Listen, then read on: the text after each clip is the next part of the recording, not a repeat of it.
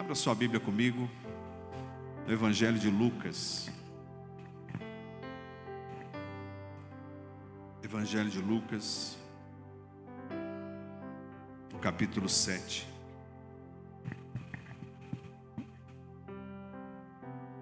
Para você que gosta de anotar, você que está nos assistindo, título desta mensagem: Quem amará mais?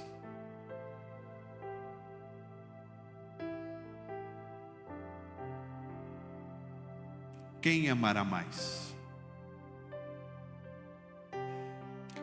Verso 36 do Evangelho de Lucas, no capítulo 7.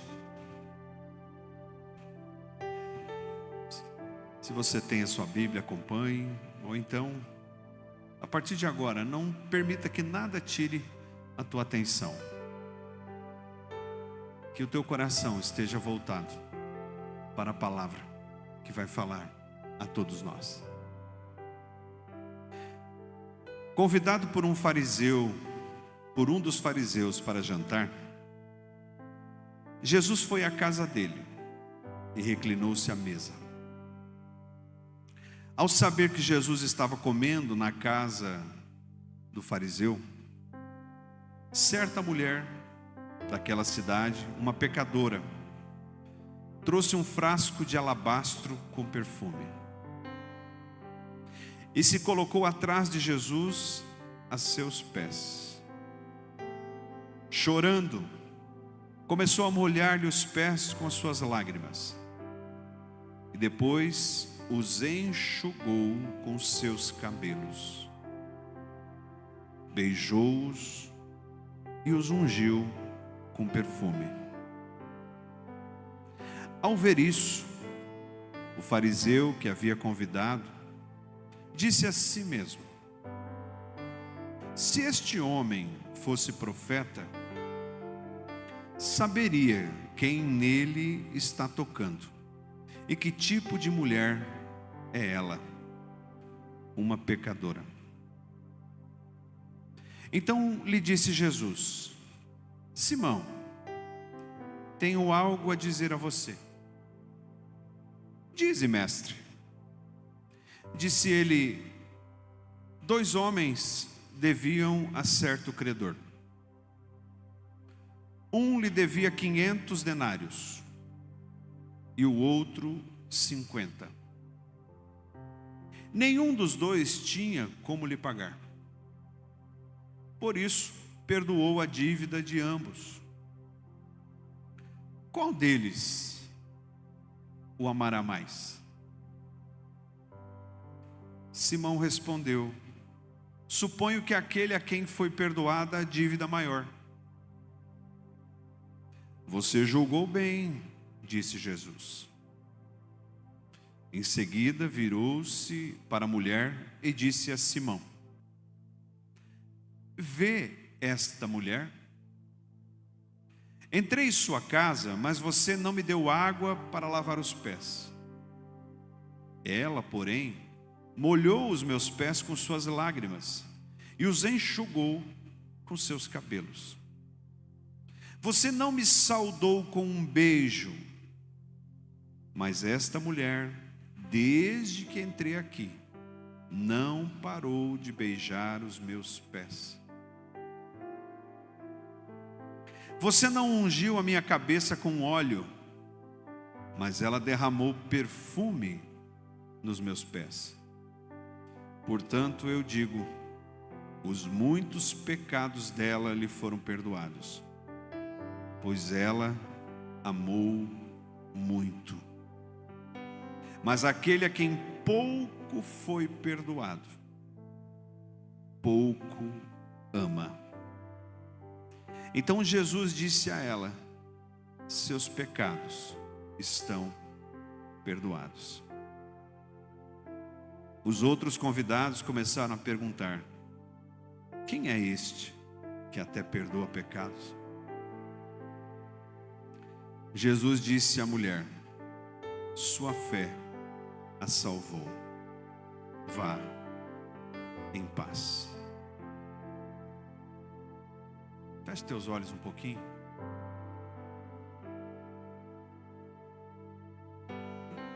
Por um instante, medite da tua forma na palavra que você ouviu. Por um instante, deixa o Espírito Santo encontrar um lugar para esta palavra aí no teu coração.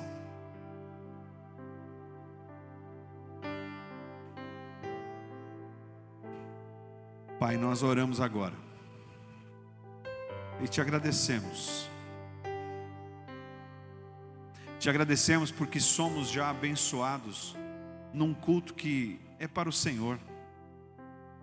Nós estamos aqui para cultuar o Senhor e nós é que somos abençoados. E eu te peço em nome de Jesus que esta palavra que ouvimos agora, ela encontre pouso no coração de todos aqui.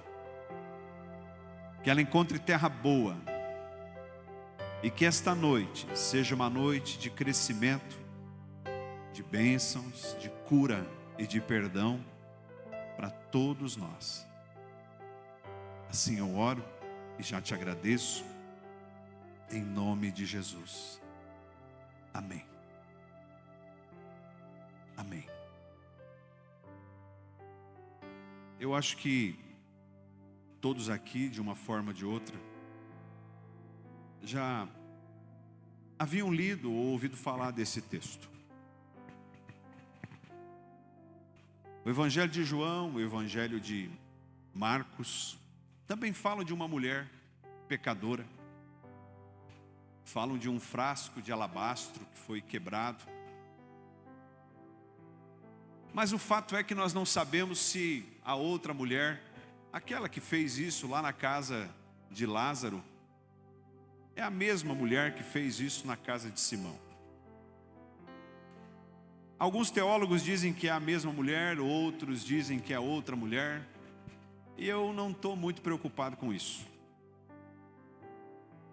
Porque a palavra, seja ela uma ou duas, seja ela a mesma mulher ou não, a palavra vem hoje para nos ensinar algumas coisas, em especial sobre amor e sobre perdão. Fala comigo, amor e perdão. O texto diz que um homem chamado Simão era membro do Sinédrio e ele era fariseu. Esse homem, ele convidou Jesus para jantar. Convidou Jesus para jantar. E Jesus foi. Jesus chega na casa de Simão. Ele se reclina à mesa, porque a mesa dos judeus não era a mesa que a gente tem hoje. A mesa era baixinha e os judeus, eles se acrocavam e colocavam os pés para trás. E ali na mesa eles partilhavam do alimento. Enquanto ele estava lá na refeição, chega uma mulher pecadora.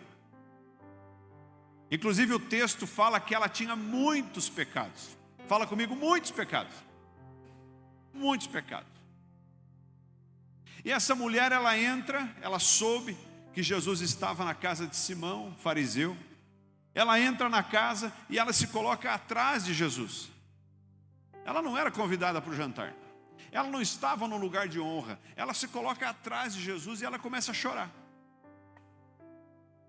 Ela começa a chorar a ponto de suas lágrimas molharem os pés de Jesus. Você consegue imaginar essa cena? Eu não sei se um dia você já chorou tanto a ponto de molhar a roupa. Eu já. A ponto de você pedir lenço e pegar um papel. Aquela mulher, ela chora a ponto de lavar os pés de Jesus com as suas lágrimas. E ela enxugava os seus pés com os seus próprios cabelos. E depois ela abre um frasco de perfume e unge os pés de Jesus. Diz o texto que ela ungiu os seus pés com perfume. Mas o dono da casa, chamado Simão, já vou falar um pouquinho sobre os fariseus, ele pensa, ele não fala, ele pensa consigo mesmo. Se esse cara aí, se esse Jesus, de fato fosse um profeta, ele saberia quem está tocando nele. Ele saberia quem está ali atrás dele. Porque essa mulher aí é uma pecadora. E Jesus olha para ele e fala: Simão, eu tenho algo para te dizer. Jesus disse: Simão, suponha que duas pessoas deviam uma certa quantia a um credor. E ele usa a palavra denário. Denário era correspondente a um dia de trabalho. Então, Jesus diz assim: um certo credor, ele tinha para receber 500 denários de um, e o outro 50. Então, tinha lá o Josi e o Maico. O Josi devia 50, o Maico devia 500. Vamos multiplicar isso por dias de trabalho. Então o Josi devia 50 dias de trabalho e o Maico devia 500 dias de trabalho. E o credor, supor que o Álvaro fosse o credor. O Álvaro olhou para o Josi e falou: Josi, está perdoado, você não me deve mais os 50. Mas da mesma forma, o Álvaro olhou para o Maico e disse: Maico, do mesmo jeito que eu perdoei os 50, eu vou perdoar o 500 também. Você não me deve nada.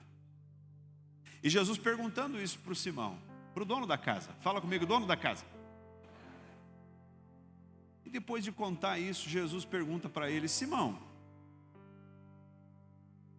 quem amará mais? E prontamente Simão respondeu: Senhor, certamente aquele cujo... E Jesus diz: falaste bem.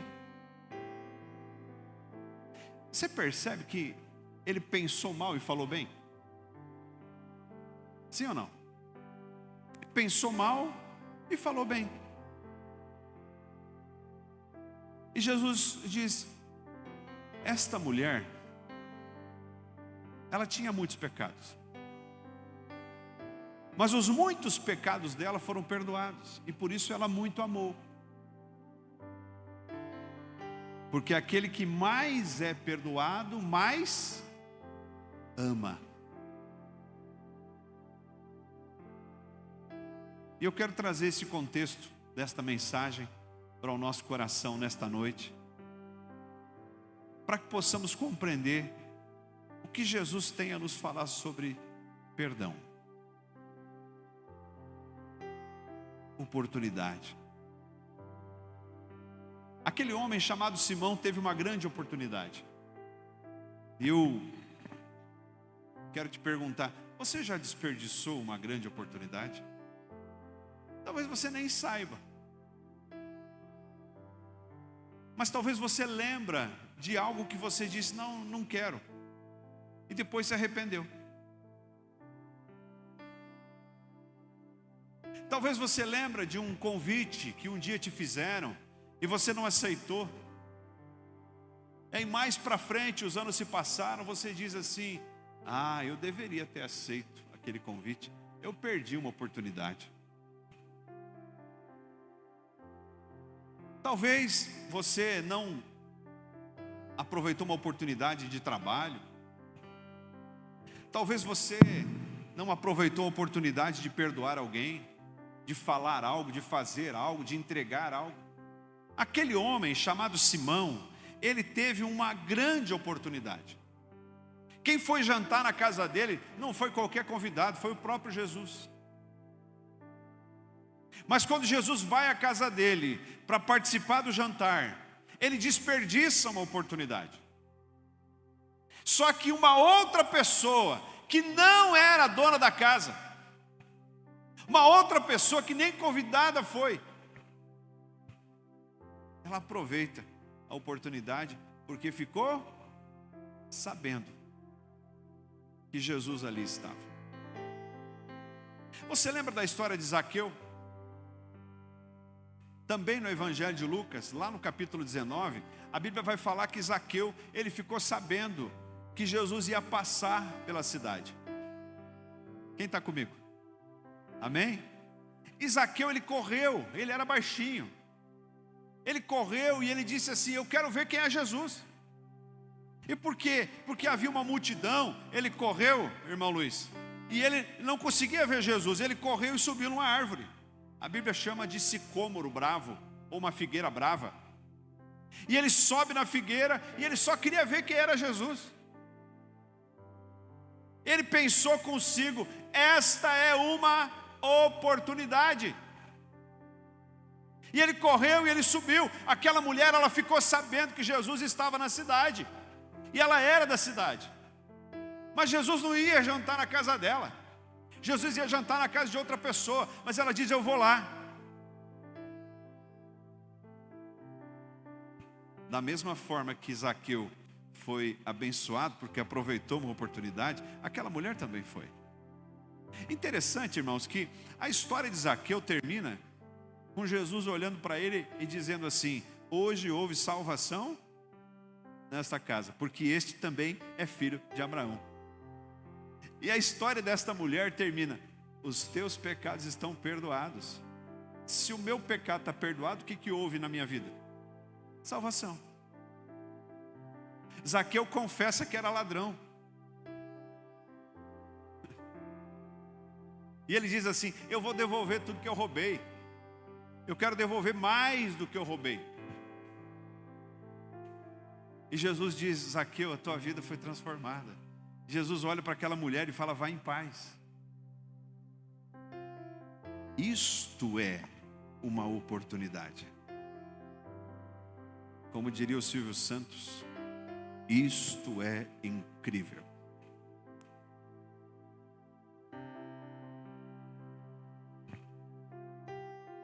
Vou falar um pouquinho do fariseu, depois eu quero que você me ajude a chegar numa concordância. Os fariseus eram membros de um partido. Fala comigo, partido. A gente fala de partido hoje, a gente conhece vários partidos e tem vários partidos, e naquele tempo os partidos também existiam. Só que tudo girava em torno do poder religioso, do domínio religioso. Então, dentre os líderes religiosos, tinham vários partidos. Tinha os zelotes, tinha os saduceus, tinha os fariseus, eram vários partidos. E este Simão era fariseu. Quem que eram os fariseus? Os fariseus, eles eram extremamente zelosos. Fala comigo, zelosos. O que é uma pessoa zelosa? É uma pessoa que cuida os mínimos detalhes. Eram chatos. Eram chatos. Chatos com base na lei mosaica. A Bíblia diz, inclusive, que Jesus, lá em Mateus 23, por favor, Andressa, se eu não estou enganado, 23. Mateus 23. Olha só o que a Bíblia fala dos fariseus em relação ao dízimo. Olha ali, Mateus 23. Ai de vocês, mestres da lei e fariseus, hipócritas, vocês dão o dízimo da hortelã, do endro e do cominho, mas têm negligenciado os preceitos mais importantes da lei: a justiça, a misericórdia e a fidelidade. Vocês devem praticar essas coisas sem omitir aquelas. Tá bom. Irmãos, os fariseus, eles eram observantes de detalhes daquilo que a Torá trazia. Eles guardavam o sábado. Eles davam o dízimo da hortelã, do endro e do cominho. Sabe aquele chazinho endro que a gente bota no chimarrão, faz chá? Imagine você colhendo endro. E eles davam o dízimo do endro, da hortelã, das coisas pequenas. E Jesus chamou eles de hipócritas. Os fariseus, eles andavam com uma vestimenta perfeita. Se fosse hoje, os fariseus eram aqueles que sentavam nos primeiros lugares, aqueles que faziam orações em voz alta, aqueles que a sociedade olhava e os via caminhando retinho, aqueles cujas pessoas olhavam e diziam: esse aí é um anjo, ele só pode ser um santo. Esses eram os fariseus. Eles faziam parte de um sinédrio. O que era o sinédrio? Era uma espécie de tribunal religioso, onde eles julgavam as coisas do povo. E a mulher? Quem que era a mulher? Como é que era o nome da mulher? Nem nome tinha. Veja, o texto nem fala, irmã Soledade, o texto nem fala o nome da mulher. O texto apenas diz que era uma pecadora. Não sei se aqui em Santa Helena tem, mas lá em Missal tem. Tem as pessoas que passam na rua e os outros apontam o dedo e falam assim: olha lá, ó, aquela lá não vale nada. Tem em Santa Helena isso? Não. Não tem. Tem? Não tem. O outro saiu da cadeia, aí o vizinho fala: meu Deus, eu não vou mais nem abrir a janela, porque vai que ele vem aqui. O outro se envolveu lá em rolo, teve uma vida passada difícil, ninguém quer chegar perto. Essa era a mulher. E sabe o que mais, irmãos? Ela nem nome tinha, ela era muito pecadora. E todo mundo falava mal dela, porque o próprio Simão conhecia a mulher. Simão vai olhar para Jesus e dizer assim: esse cara de profeta não tem nada, porque se ele soubesse quem que está tocando nele, ele nem deixaria.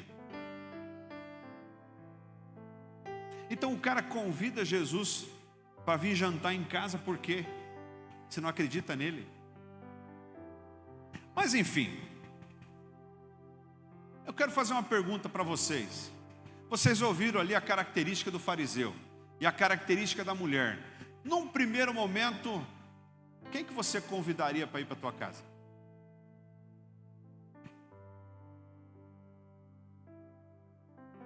Quem que você acha assim, se você tivesse que emprestar um dinheirinho, para quem você emprestava? Se você tivesse que fazer uma selfie, é assim que faz selfie? Se você tivesse que fazer uma selfie, você faria uma selfie com quem? Com o mestre da lei ou com a mulher pecadora?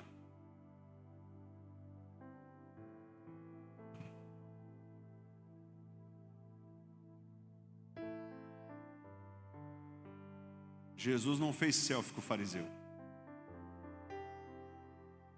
Não porque ele não queria salvar o fariseu,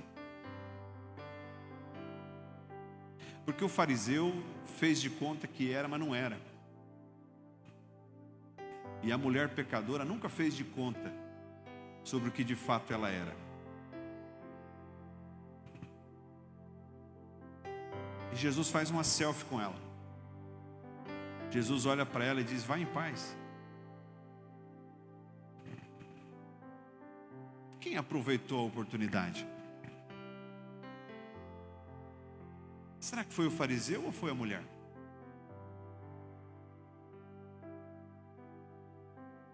Quem saiu justificado daquele jantar?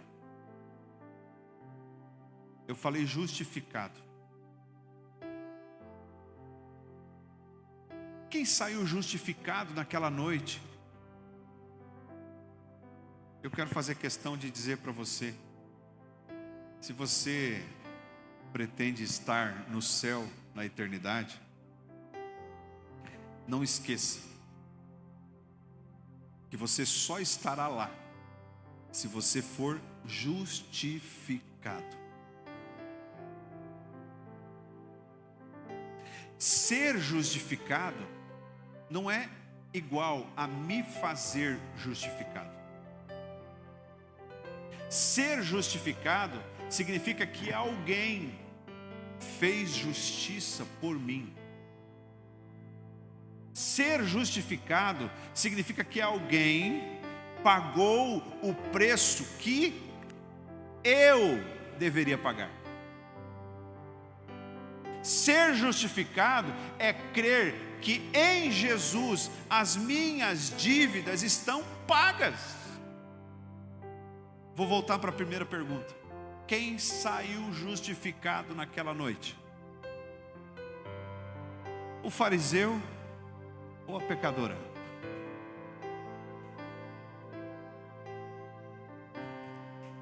Irmãos, isso precisa nos ensinar.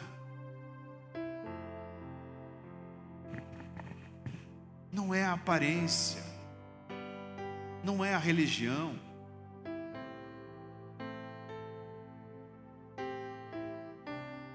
não é aquilo que é exterior, mas é o coração contrito, um coração quebrantado, um coração capaz de olhar para Jesus e se entregar e dizer: Jesus, eu não tenho nada para te dar, como disse a música, senão um aleluia.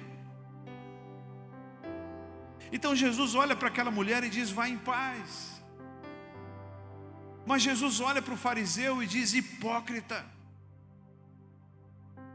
hipócrita.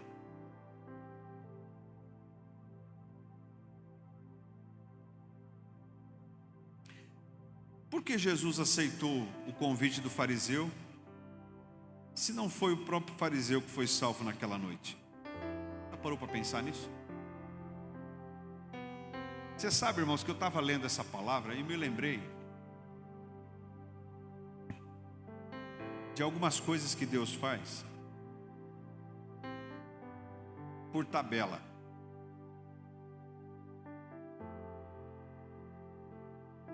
Sabe quando você quer acertar uma coisa, acerta outra?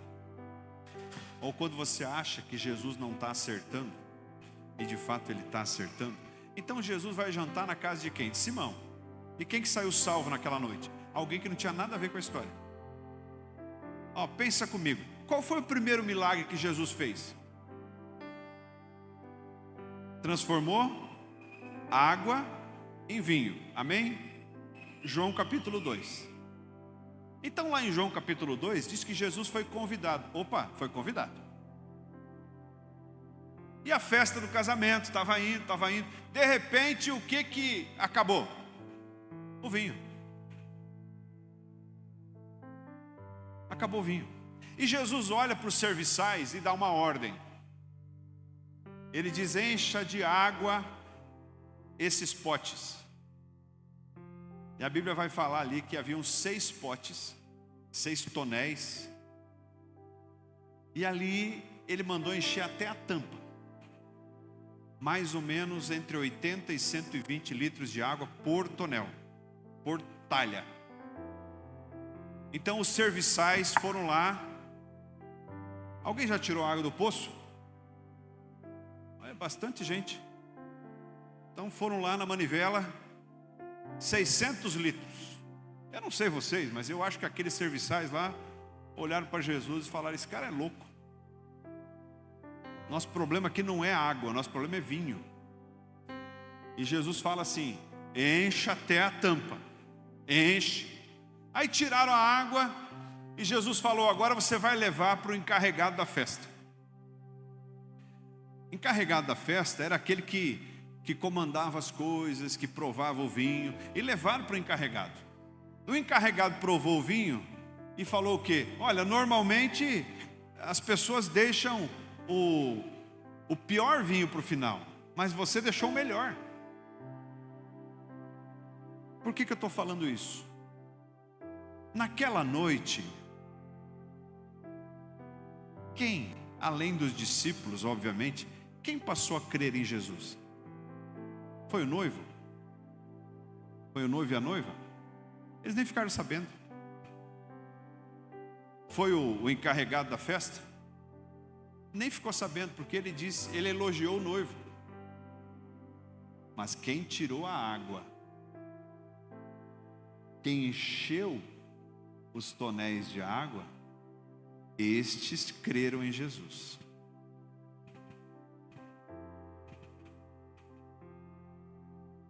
Às vezes, a gente acha que Jesus não está trabalhando, mas Ele nunca deixa de trabalhar. Se você está achando que a tua oração não está fazendo efeito, olha para trás. Olha como é que você estava, como é que você está hoje. Olha ao seu redor. Olha o que Jesus já tem feito. Nunca desacredite-se daquilo que Jesus pode fazer. Não pense que Ele não trabalha em todas as circunstâncias. Ele trabalha em tudo. Em tudo. Pode demorar, mas a resposta vem. A resposta vem. Ah, Jesus, isso deveria ter acontecido antes. Talvez até algumas coisas atrasaram por escolhas que fizemos. Mas o agir de Jesus, Ele nunca é em vão.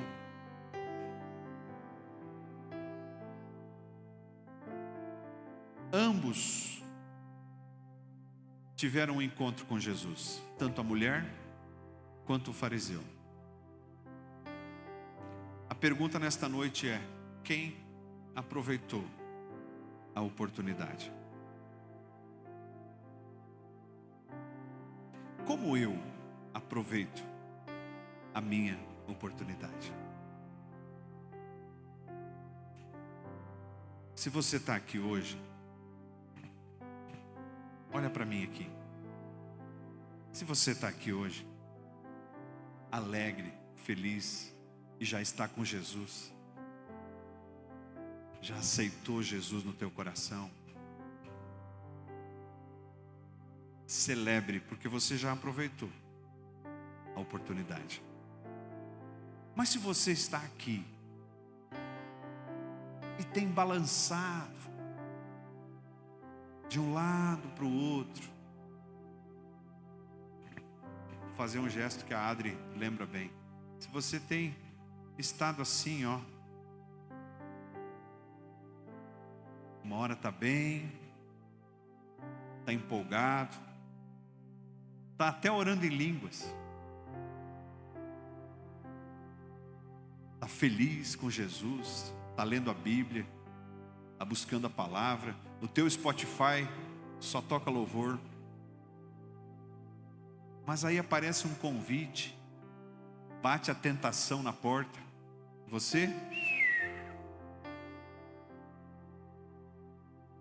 Jesus não morreu na cruz para que a gente viva assim. Jesus não morreu na cruz para nos dar qualquer vida. Jesus morreu na cruz para nos dar uma vida plena. Fala comigo, plena.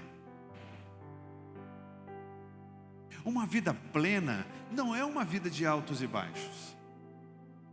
Caiu, amém. O apóstolo João vai dizer: filhinhos, escreva essas coisas para que não pequeis. Mas se porventura pecar, temos um advogado junto ao Pai, Cristo Jesus. Então você caiu, corre. Olha onde caiu. Levanta. Arrepende-te e volta para a vida plena.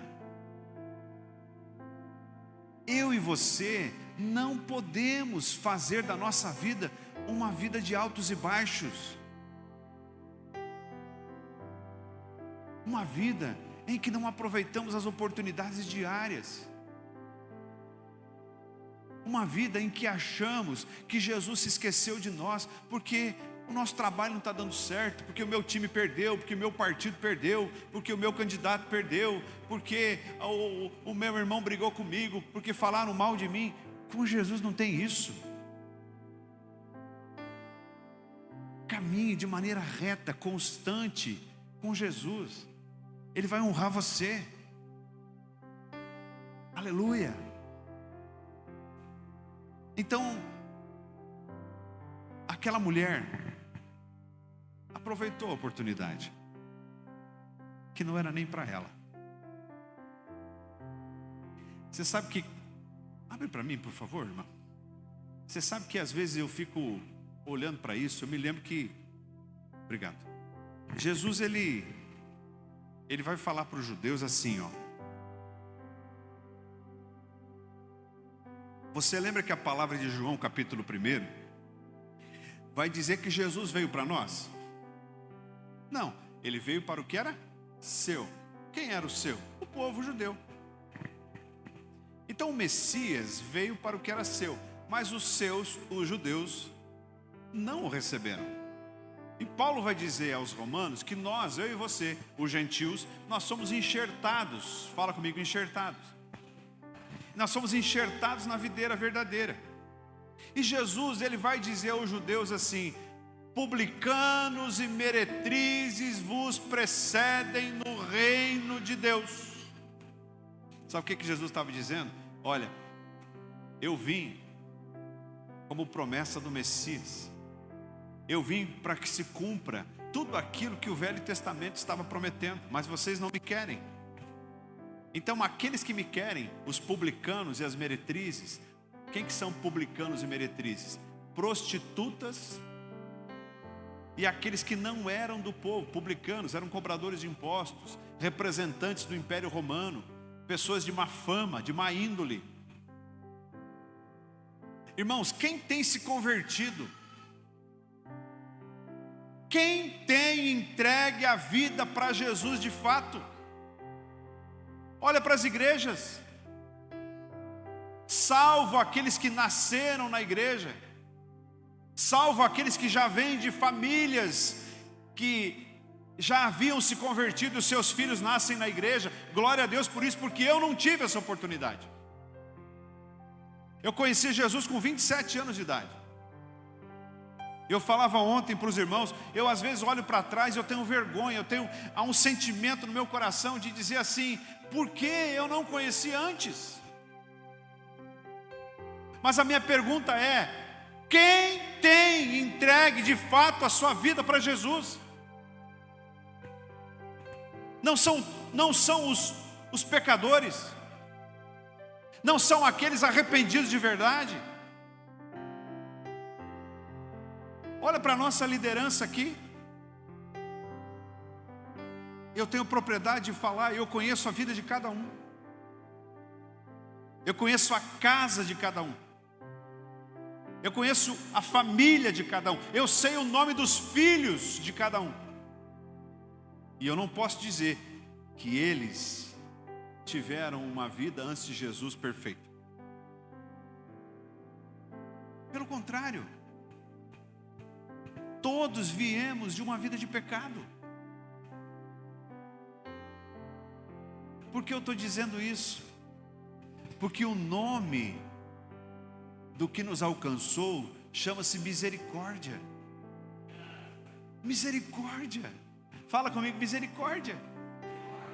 Eu não posso achar que a salvação ela vem porque eu tenho um símbolo, eu tenho uma placa, eu tenho uma religião, eu tenho uma família, eu tenho um sobrenome. Eu não tenho aquilo que Jesus ganhou por mim na cruz. Só o nome dele, só o sangue dele. Porque eu tenho um dom, porque eu sou capacitado, porque eu sou mais inteligente, porque eu estudei mais. Nada disso me leva para o céu. É a misericórdia dele. Eu não sei em que caminhos você tem andado, mas eu tenho uma palavra para você hoje. Não importa o tamanho do teu pecado, diante do amor, do tamanho do amor de Jesus por você. Comece de novo. Pastor, eu já tentei, eu não consegui. Começa de novo, você está vivo. Você está vivo. Cutuca aí do seu lado, a pessoa que está do seu lado. Se você tem intimidade, dá um apertão assim. Dá um apertão ali na Érica, Luiz, tá? Aperta ela. Fala assim, você está vivo. Você está vivo. Sabe quem que não tem mais oportunidade? Irmão Leandro. Quem não tem mais oportunidade é quem já morreu.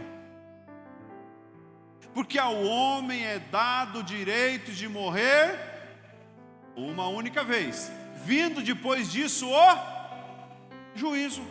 Então quem morreu não tem mais oportunidade. Se você está achando que tu vai morrer e vai para o purgatório, eu não te aconselho a acreditar nisso, porque a Bíblia não ensina sobre purgatório. A Bíblia ensina sobre juízo. Ao homem é dado o direito de morrer uma só vez, vindo depois disso o juízo. E o livro de Apocalipse diz que um livro será aberto, e aqueles cujos nomes foram encontrados no livro serão convidados para o descanso eterno, para o céu. Como é que eu escrevo esse nome, pastor? Qual é a caneta para colocar o nome nesse livro? Porque eu quero estar nesse. Você quer estar nesse livro? Pois eu só quero dizer para você que não é o teu esforço. O único que tem a caneta na mão para escrever o meu e o teu nome no livro da vida chama-se Jesus. Quanto que eu tenho que pagar, pastor? Eu tenho que jejuar? Eu tenho que ir a pé até uma outra cidade? Eu tenho que fazer promessa? Não. Você tem que crer de todo o teu coração e se arrepender dos teus pecados. Assim, o teu nome será escrito no livro da vida. Foi o que aconteceu com aquela mulher. Aquela mulher, ela creu. Fala comigo, ela creu. De todo o seu coração. E quando Jesus olha para ela e diz, os teus pecados estão perdoados, ele diz, Simão, ela tinha muitos pecados, e você está achando que tem pouco, e você não está saindo daqui justificado, mas ela que tinha muito pecado, ela amou muito. Então antes de levantar o dedo e apontar o pecado do outro, eu tenho que olhar para mim. Antes de dizer aquele lá está no inferno, eu tenho que olhar para mim. E o meu nome está onde? Onde está o meu nome? Você sabe, irmãos, que muita gente vem me perguntar. Um dia, eu tava, antes do culto, a gente estava lá em Missal, ainda num outro prédio, antes de ser o último prédio que a gente estava. Não entenderam nada, né? No tempo daquele prédio da academia. Quem que estava naquele tempo lá? Os irmãos ali, né? E aí estava começando o culto. O culto na época era 7h30. Era umas 7 horas por aí. Tinha uma salinha do lado assim que não tinha teto. Era só uma divisória. E chegou uma irmã. Chegou, trancou a porta. Ela estava ofegante assim. E apontou o dedo para mim assim. Eu vou te fazer uma pergunta e você vai ser sincero comigo. Tá bom? O que eu podia fazer? Eu ia apanhar ali. Fala. Se eu me suicidar, eu vou para o inferno? Irmão, estava começando o culto. Olha a pergunta que a mulher me faz.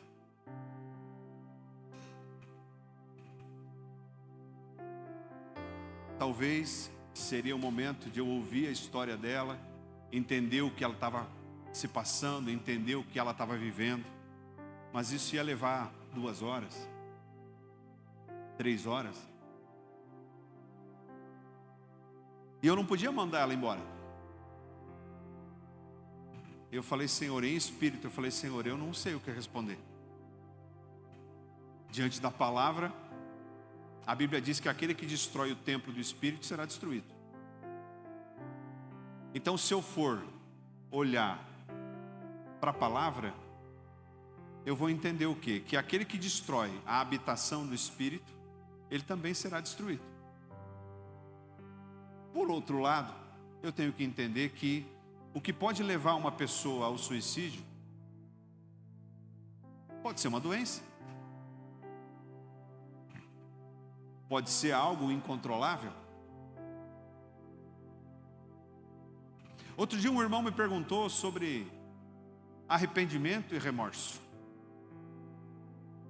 E eu usei um exemplo. A Bíblia diz que Judas traiu Jesus, amém? E a Bíblia também diz que Judas se suicidou. E a Bíblia também diz que Judas não foi salvo. Mas a Bíblia diz que Judas, quando viu que Jesus estava condenado, ele joga as 30 moedas e foi tomado por remorso.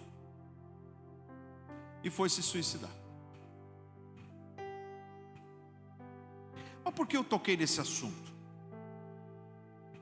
Alguém um dia pode perguntar para você: sabe o fulano lá? O fulano lá daquela biqueira lá? É biqueira que fala quando é ponto de droga? Irmão José. É biqueira que fala? Boca de fumo? Isso é velha vida. Não é porque ele está na nova vida que ele não lembra o que era. É boca de fumo, biqueira, o que mais?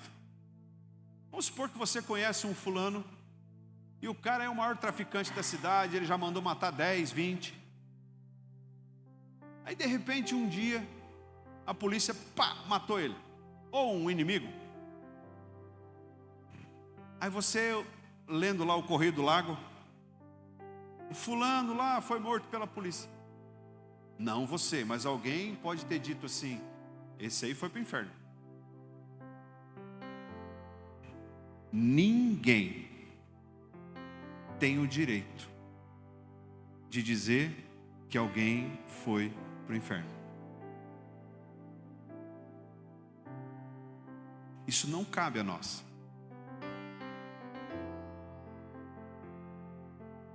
Isso não cabe a mim. Aquele fariseu botava aquela mulher aonde? Aonde? Se aquela mulher sai da casa dele e Jesus não tivesse falado nada, e ela cai morta, o fariseu ia falar o quê? Essa aí foi para o inferno. Se eu faço isso, talvez é porque eu estou no inferno. Talvez é porque eu estou permitindo ser usado por aquele que acusa. E a Bíblia vai dizer que Deus não acusa. Deus não é acusador. O que Deus faz por meio do Espírito Santo é me convencer de 3 coisas: do pecado, da justiça e do juízo. Então o Espírito Santo, ele me convence. Ele me convence, fala comigo, ele me convence. Mas Deus não me acusa. O que me acusa é a minha própria consciência. A minha própria consciência, essa sim. Se eu estou em pecado, a minha consciência vai lembrar do pecado. E vem Satanás e acusa. Mas o papel de Jesus não é nos acusar. E se o papel de Jesus não é nos acusar, eu não posso fazer aquilo que Jesus não faria. Jesus diz: eu vim para buscar e salvar o perdido. Então quando eu começo a acusar, talvez seja porque eu ainda não estou no céu. Talvez seja porque eu ainda não tenho condições de dizer que sou suficientemente capaz de ser salvo. E eu começo a apontar o dedo. O fariseu fez isso. Sabe por quê? Porque ele estava enganado. E o que enganava o fariseu?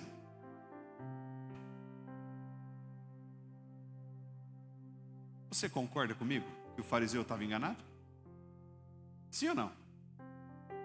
Vou falar uma coisa aqui, não vão me chamar de herege. Eu acho que aquele fariseu não acusou a mulher pecadora e não duvidou de Jesus, porque aquilo foi algo voluntário. Foi involuntário. Por quê? Qual era o círculo que ele convivia? O que ele havia herdado? Na cabeça dele, irmã, na cabeça dele, quem que estava certo? Era ele ou a mulher adúltera? Era ele.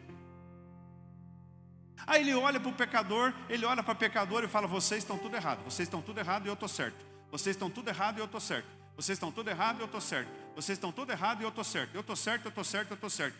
Por quê? Porque ele pensava de uma maneira errada. Ele estava equivocado. E quem ensinou ele, irmão nego, a pensar desse jeito? A religião.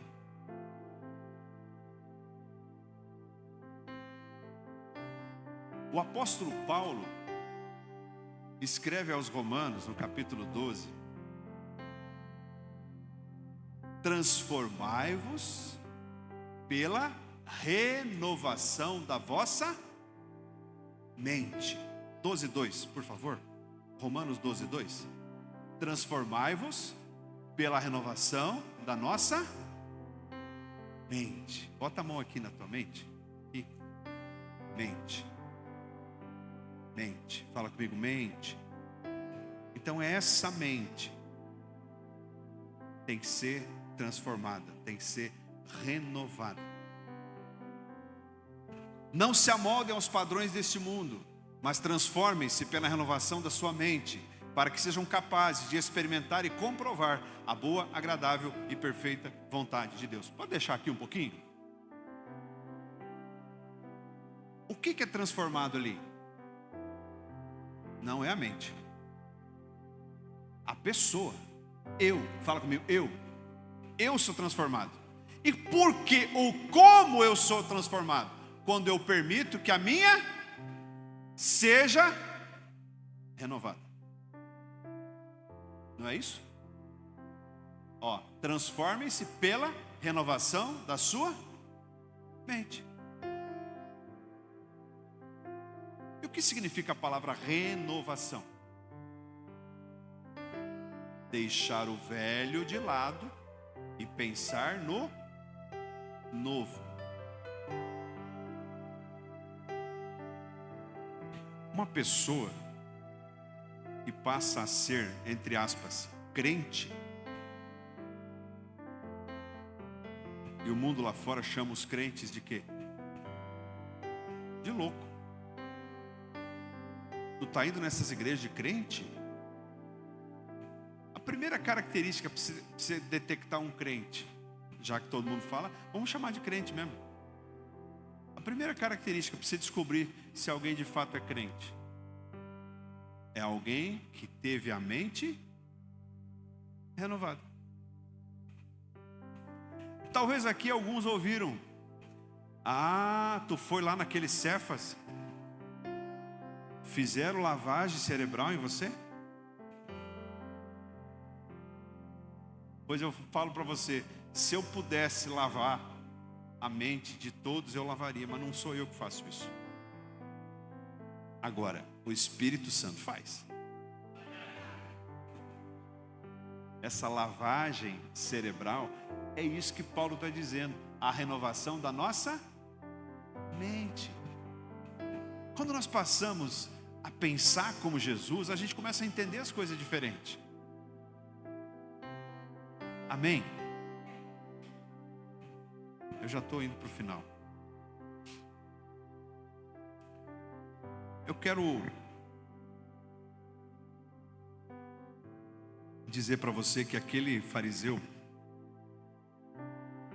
ele não sabia o tamanho da dívida. E às vezes a gente não faz muito caso de Jesus, porque a gente não sabe o tamanho da nossa dívida. É por isso que Jesus ele faz um comparativo, 50 e 500. E talvez você está aqui me ouvindo, você que está em casa, vai me ouvir um dia. Talvez você fale assim: ah não, eu não tenho dívida nenhuma. Será? De quem você tem medo? Mateus 10, 28, por favor. Jesus vai dizer assim: não tenham medo dos que matam o corpo, mas não podem matar a alma. Antes, tenham medo daqueles que podem destruir tanto a alma como o corpo no inferno. Eu quero contar uma coisa para você, e eu vou levar uns 2 minutos só para falar um pouquinho mais sobre isso. Esse corpo que a gente tem é a habitação da alma. Então o que morre não é a alma, mas é o corpo. A alma não morre. O que é a alma, pastor? Jesus está dizendo: não tenham medo daqueles que podem matar o corpo. Tenham medo daqueles que podem destruir. Observe que a palavra é diferente. Tenham medo daqueles que podem destruir tanto a alma quanto o corpo. Aonde? No inferno. Então a alma, ela é imortal. A diferença é que a morte espiritual leva a alma para um lugar chamado inferno. Mas aquele que não passa pela segunda morte, o livro de Apocalipse vai dizer que o nosso lugar não é nesse lugar que é da segunda morte, mas o nosso lugar é no céu. Quer ver? O que é o céu, pastor? Apocalipse 21, 4. Apocalipse 21, 4. O que é o céu, pastor? O que tem no céu, pastor? Sabe o que é? Muitas coisas a gente vai ter no céu, mas até sagu vai ter no céu. Melancia, brincadeira. Apocalipse 21, 4 diz assim: Ele enxugará dos seus olhos toda lágrima. Fala comigo, toda lágrima. Irmão, se falou de lágrima, falou de tristeza. Então Ele vai enxugar toda tristeza. Ele enxugará toda lágrima. Não haverá mais morte, nem tristeza, nem choro, nem dor, pois a antiga ordem já passou. Então o céu é um lugar de alegria, mas de consciência.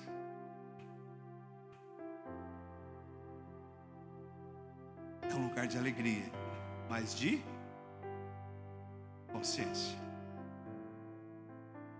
Quando eu e você estivermos no céu, nós saberemos muito bem quem somos. Porque a alma é a consciência.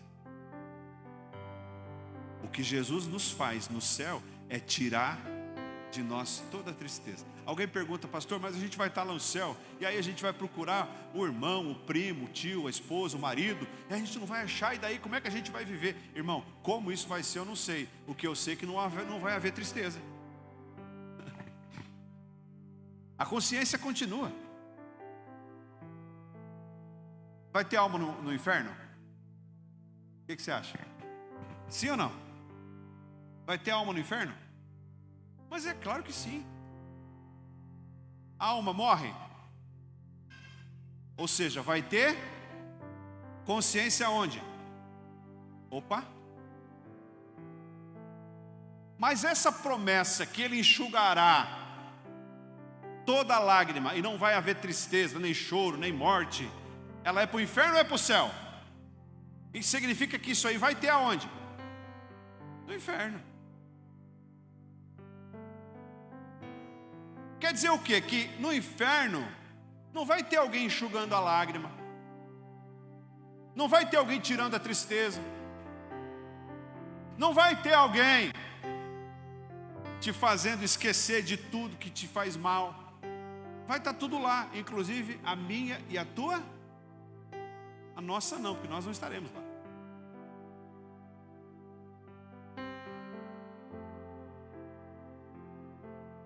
Mateus 13,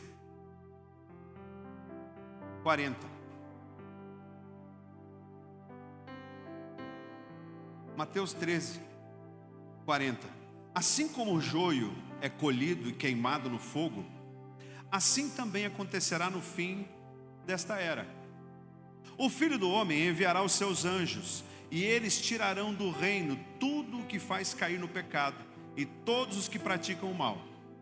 Eles lançarão na fornalha ardente, onde haverá choro e ranger de dentes. Então os justos brilharão como o sol no reino de seu Pai. E aquele que tiver ouvidos, ouça. Não vim aqui nesta noite para colocar medo em você. Eu vim aqui para te dar uma palavra. Aproveite a oportunidade que está batendo na sua porta. O fariseu, olha aqui para mim. O fariseu não sabia o tamanho da sua dívida. A mulher pecadora sabia. Se eu ainda não entreguei a minha vida para Jesus, hoje é o dia. Hoje é o dia. Eu preciso ter consciência do tamanho da minha dívida. Porque quando eu tiver essa consciência, eu vou entender que aquele que muito foi perdoado, muito amou. E o meu amor por Jesus vai se multiplicar, multiplicar, multiplicar. Quem ama pouco é porque ainda não tem consciência do tamanho da sua dívida. Eu quero que você saia daqui nesta noite entendendo que Jesus não pagou qualquer preço na cruz. Ele pagou o preço da minha e da sua vida. Por isso, nesta noite, a oportunidade bate na nossa porta. Vamos aceitar Jesus como nosso Senhor? Vamos começar de novo. Antes de você levantar, se a tua vida está assim, ó,